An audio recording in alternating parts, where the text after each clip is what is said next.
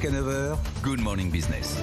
Il est 7h43 et depuis ce matin, on égrène les résultats, beaucoup de résultats ce matin, Airbus, Renault, à l'instant ADP et donc Verallia qui a publié hier soir des résultats en forte hausse. On est avec Patrice Lucas, le directeur général.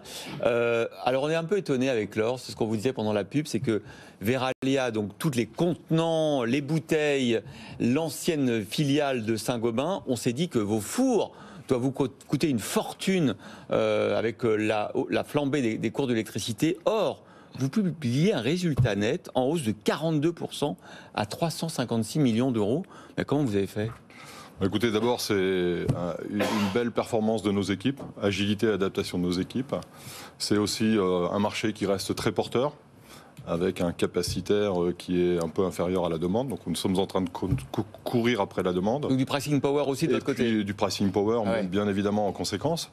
Et une politique de couverture de l'énergie, qui est une politique rigoureuse et systématique, que l'on déploie en permanence et qui nous a permis finalement d'être moins impactés qu'au coût spot, et d'en faire bénéficier aussi, malgré les hausses de prix, nos clients. Mais ça veut dire que vous aviez anticipé, c'est-à-dire que la question énergétique n'est pas arrivée là avec la crise, que vous aviez un contrat qui durait sur plus longtemps, qui n'était pas à renégocier en octobre. Il n'y a pas que de la chance, quoi. Il y a une stratégie derrière. C'est une volonté qui a été mise en place dans l'entreprise avec cette politique de couverture de l'énergie qui couvre sur 3 années à des taux d'utilisation graduels.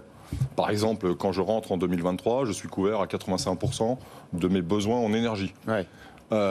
Ce qui me permet d'avoir, déjà de nous affranchir de la volatilité des marchés, d'avoir de la visibilité, donc pour pouvoir anticiper les actions nécessaires et anticiper aussi l'ensemble des discussions avec nos clients. Alors vous avez quand même, je rappelle, 7 usines en France, 3,3 milliards d'euros de chiffre d'affaires, 10 000 collaborateurs. Qu'est-ce qui va se passer dans les années prochaines ? Parce que, ok, vous avez bien joué, vous avez bien renégocié, vous avez couvert à terme, mais les prix de l'énergie montent. Quoi qu'on fasse, les prix de l'énergie montent. Est-ce que ça met en péril votre marge dans 2, 3, 4 ans ? Non, nous visons une croissance profitable. Encore une fois, nous sommes sur des marchés porteurs. Le marché sur lequel nous sommes progresse. Les 5 dernières années, ça a progressé en moyenne de 2,9% par an. C'est essentiellement des bouteilles ? Bouteilles et pots, les deux, avec un développement important sur les pots. Vous savez que le verre a la particularité d'être recyclable à l'infini. Donc, s'inscrit totalement dans la tendance sociétale dans laquelle nous sommes, avec du réemploi qui va se développer. Et donc, nous sommes dans cette logique de croissance profitable. Nous venons d'annoncer de nouveaux capacitaires en Europe pour 2025 et 2026, avec un nouveau four en Espagne et en Italie. Donc nous sommes déterminés et nous avons les plans d'action pour avancer et poursuivre notre croissance profitable. Le verre recyclable à l'infini, mais aussi il faut le transporter, c'est lourd, il faut le récupérer pour le consigner. Aujourd'hui, en France, on n'est pas du tout dans ce modèle-là. Est-ce que c'est vraiment l'avenir ? C'est un avenir qui va se développer, ça reste marginal aujourd'hui, avec une maturité qui est très différente selon les pays. En Allemagne, par exemple, vous avez beaucoup de réemploi, beaucoup de consignes. Beaucoup de consignes, les eaux minérales, et une bouteille qui est fabriquée fait en moyenne 20 cycles. Donc c'est des tendances qui vont se développer, je pense. En tout cas, nous souhaitons accompagner, nous avons un rôle social dans cette dynamique. Et donc notre capacitaire supplémentaire, encore une fois, est la réponse à la croissance profitable que nous voulons mettre en œuvre. Avec un projet de décarbonation extrêmement important, parce que nous avons placé, comme on dit, l'ESG, ou notre décarbonation, au centre, au cœur de l'entreprise, au cœur de notre stratégie. Y compris sur les sources d'approvisionnement en énergie, justement ? Exactement. Donc aujourd'hui, on est très gaz intensif. Bah oui. 80%, un four, c'est 80% de gaz, 20% d'électricité.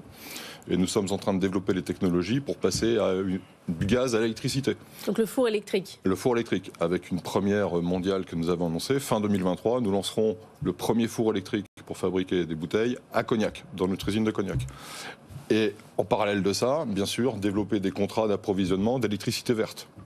Donc là, c'est une feuille de route sur... Ça chamboule l'outil de production ou c'est juste je prends le four, je le remplace et... Chaque fois que nos fours arrivent en fin de vie, on va rentrer dans une logique de remplacement avec des fours qui vont être verts, entre guillemets, qui vont passer du gaz à l'électricité avec cette fourniture d'électricité verte.